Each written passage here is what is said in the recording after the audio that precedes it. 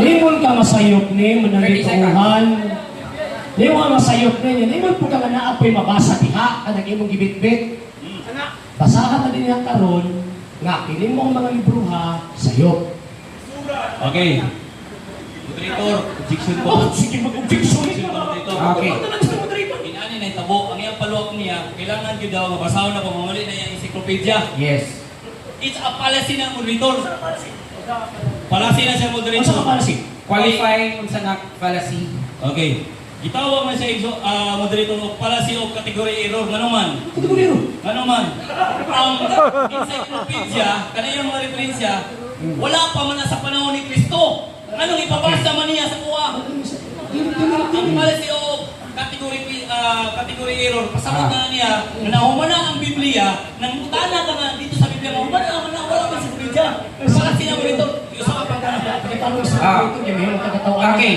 So, iyagi tubag ang imong question sir o ang imong request.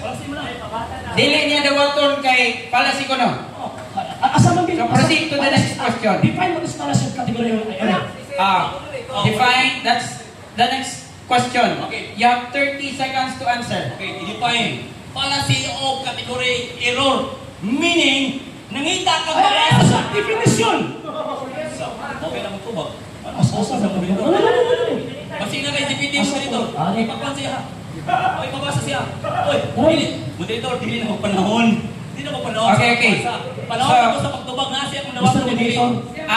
Ang request is define unsa nga fallacy. Policy of category Fallacy of category error. Stop and answer. Stop sa time, then atong pangitao na ang definition. Kung naadiya sa inyo ha, atong basahon disto nga. Kung naadiya sa inyo ha, atong basahon disto Ano nga. yung mabasa niya siya moderator kapala. Dili ikaw. Ikaw ang sugyan na. Ang na. Ikaw. Sige. Ikaw. Dili. Ano ako? Di, Nga pala ang request sa negative side, affirmative side, is asa man ang definition sa Kung basahon fallacy of category error. So,